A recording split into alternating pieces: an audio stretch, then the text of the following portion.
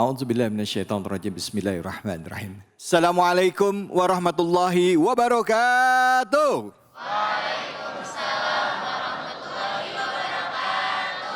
Alhamdulillahirabbil alamin. Puja dan puji kita panjatkan atas kehadirat Allah Subhanahu wa taala. Tidak lupa kita berikan salawat dan salam kita kepada junjungan kita Nabi besar Muhammad sallallahu alaihi wasallam berserta keluarga, sahabat dan umatnya yang setia hingga akhir zaman.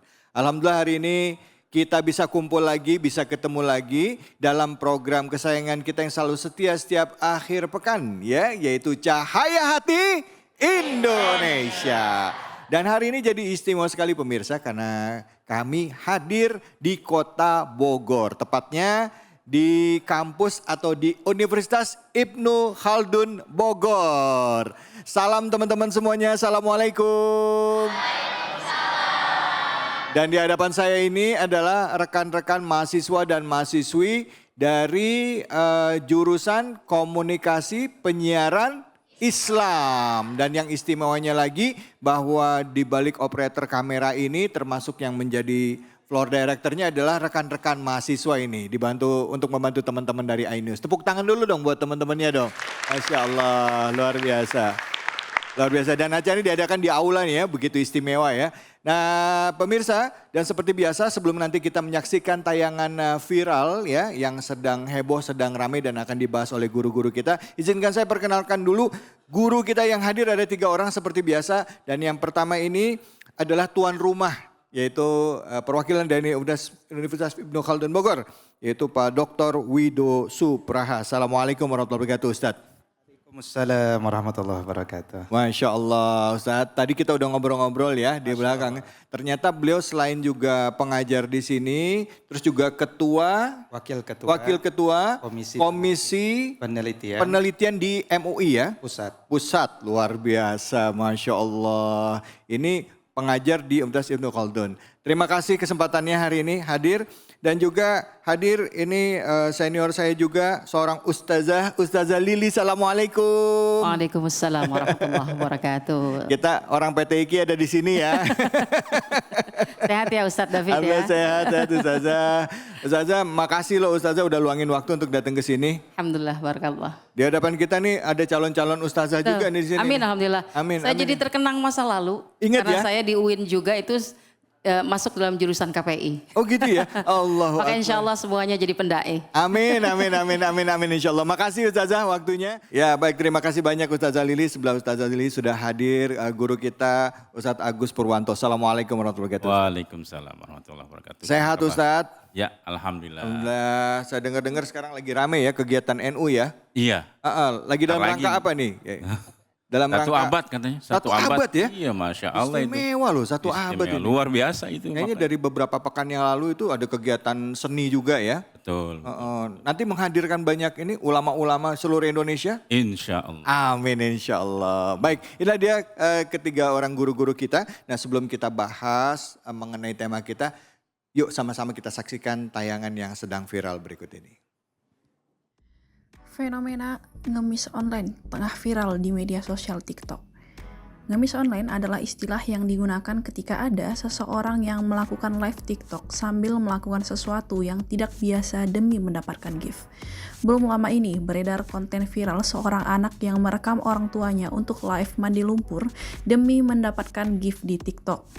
Konten viral dari pengguna akun TikTok @intan_komalasari yang merekam orang tuanya untuk mandi lumpur. Selain meminta ibu dan ayahnya, perekam juga melibatkan kakek serta neneknya untuk live mandi lumpur. Akun tersebut memberi judul-judul thumbnail video dengan dalih menghibur para pengguna TikTok. Sontak saja video tersebut pun menuai kecaman dari warganet. Iya, istilahnya ini unik juga ya, mengemis online ya.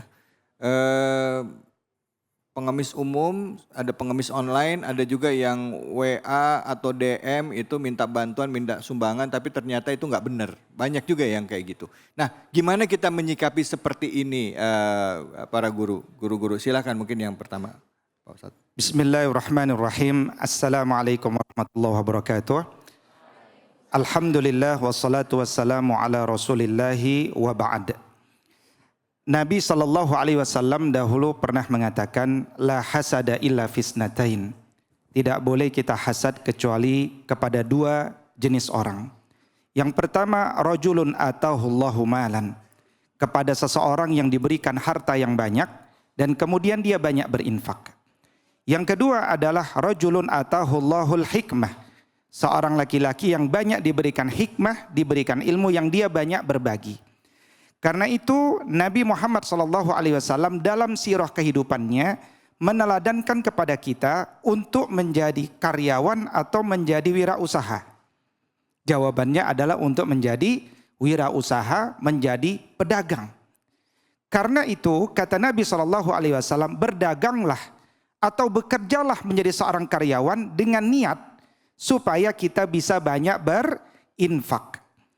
Maka infak kita untuk Allah Subhanahu wa taala, maka itu hadiahnya besar di sisi Allah Subhanahu wa taala. Karena itu Nabi SAW pernah mengingatkan, janganlah kita meminta-minta padahal kita ini sedang kuat, diberikan rizki mata, diberikan rizki lisan, diberikan rizki akal. Kullu mauludin yuladu alal fitrah. Setiap manusia itu terlahir dalam kondisi fitrah. Apa fitrah yang dimaksud? Satu, bertauhid. Satu, cenderung pada kewibawaan. Dua, yang ketiga, cenderung kepada agama yang benar. Keempat, memiliki potensi akal, memiliki potensi minat, memiliki potensi bakat, memiliki panca indera yang mensyukurinya seharusnya adalah untuk digunakan di jalan Allah. Karena itu kata Nabi SAW, siapapun yang mereka meminta-minta, padahal mereka mampu untuk bekerja, baik menjadi seorang karyawan ataupun menjadi pengusaha atau at-tajir, maka orang itu nanti datang di yaumul qiyamah seakan-akan seseorang dengan wajah yang tidak memiliki daging. Bisa kebayang bagaimana seorang yang tidak memiliki daging. Kata Imam Abu Hamid Al-Ghazali, seorang ulama yang wafat tahun 1111 dalam kitabnya Ihya Ulumuddin, menghidupkan ilmu-ilmu agama. Kata beliau, yang namanya meminta-minta dalam bentuk apapun hukum asalnya adalah haram. Kecuali memang ada kebutuhan yang darurat. Kata Imam Al-Munawi dalam Faidul Qadir, seseorang itu dilarang meminta-minta kalau tidak ada kebutuhan khusus. Dua, ketika dia memang masih mampu bekerja. Yang ketiga, ketika dia tidak menghinakan dirinya. Keempat, tidak sambil memaksa dan merengek, apalagi sambil mengemis atau membahayakan jiwa orang lain.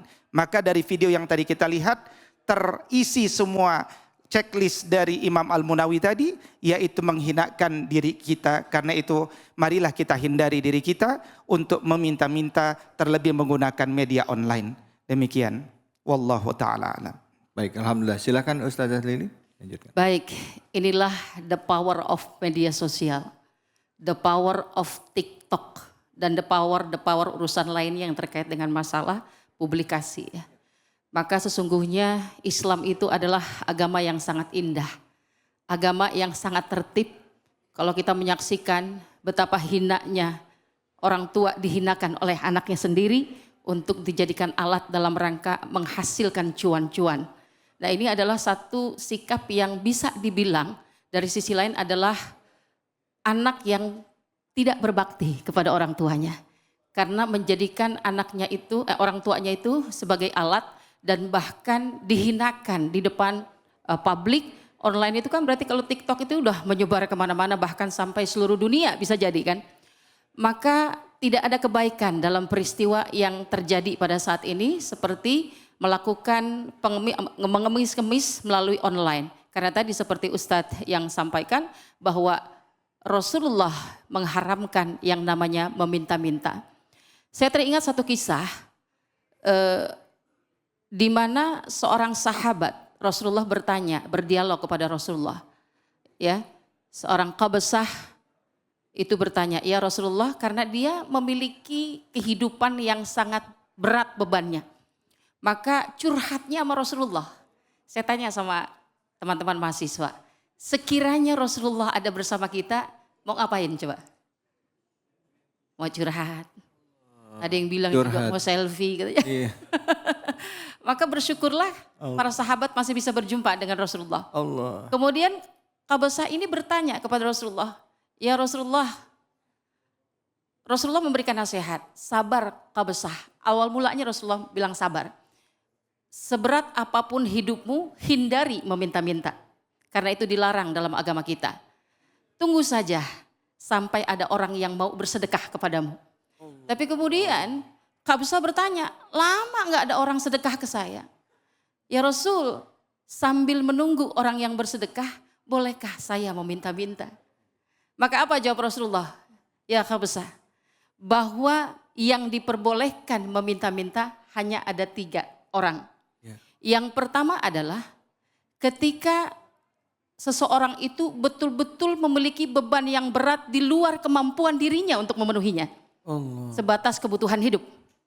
Kemudian yang kedua adalah mereka yang tertimpa musibah seperti kebakaran, hartanya habis ludes, gak ada disimpan sedikit pun, termasuk tidak ada rekening, isinya gak ada.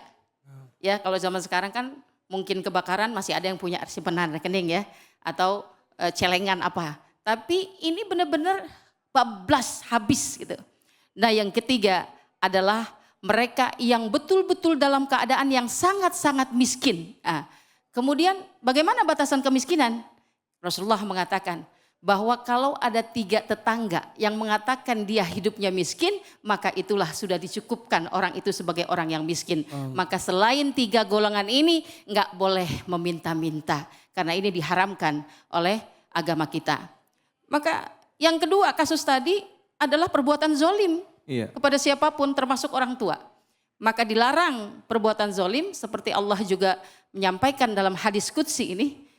Ya ibadi inni haramtu zulma ya ala nafsi. Allah sendiri mengatakan, aku mengharamkan, wahai hambaku, aku mengharamkan perbuatan zolim atas diriku.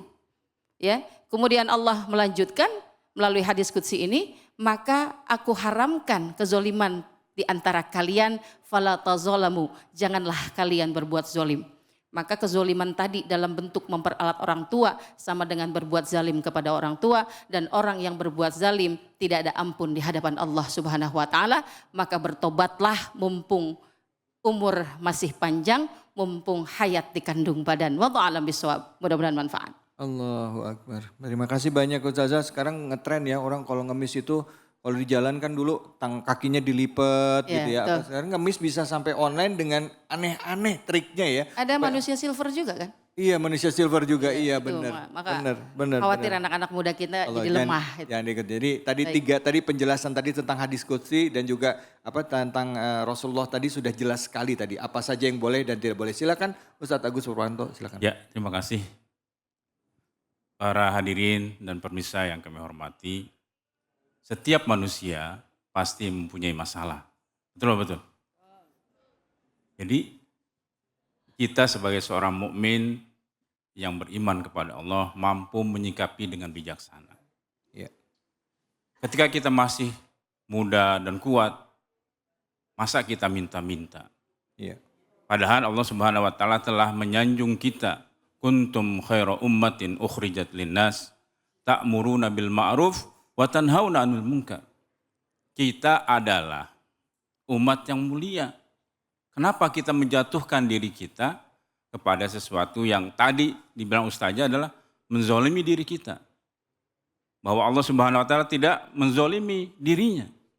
Akan tetapi mereka yang menzolimi diri mereka sendiri. Pada kasus ini tentunya yang perlu kita garis bawahi adalah bukankah orang tua kita harus hormati? Betul? Betul. Bukankah kita harus memberikan yang terbaik bagi orang tua? Wabil walidaini ihsana. Berikanlah mereka, berbaktilah kepada mereka. Wala taqul lahuma uffin.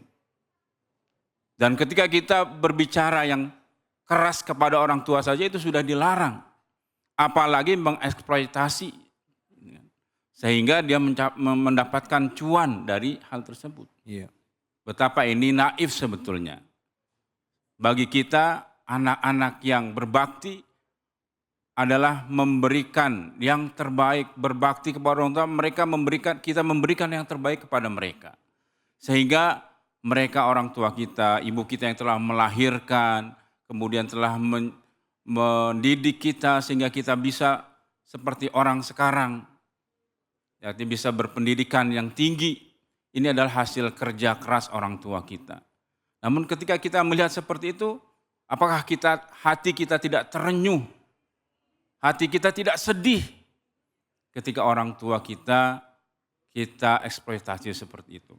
Maka pemirsa dan para hadirin, marilah kita menjadi orang-orang yang kuat, menjadi orang-orang yang mulia, sehingga kita selalu bekerja dan selalu mencari rizki yang halal thayyiban. Seperti itu. Alhamdulillah, terima kasih banyak Ustaz Agus. Ya, itu tadi pendapat dari 3 orang guru kita yang hadir pada kesempatan kali ini. Yang paling penting juga kita nih ya, yang hadir di sini, yang suka lihat media sosial, lihat kayak gitu, jangan ikutan ngasih duit. Ya, kadang-kadang suka ngasih duitnya, ikutan, nggak tega, udah kasih ini. Jangan ya, dan kita ajarin mereka. Kalau emang kita mau bersedekah, kita mau sodakoh, ada lembaganya, ada badan amil zakatnya, ada Basnas ya, dan lain sebagainya ya. Semoga itu bermanfaat apa yang disampaikan oleh guru-guru kita tadi. Paling penting jangan jadi pengemis ya, insya Allah kita yang bersedekah. Jangan kemana-mana, kita akan lanjut lagi. Habis ini kita ngaji bareng ya, kita ngaji bareng ya, kita bedah tafsir hanya di sini di Cahaya Hati Indonesia.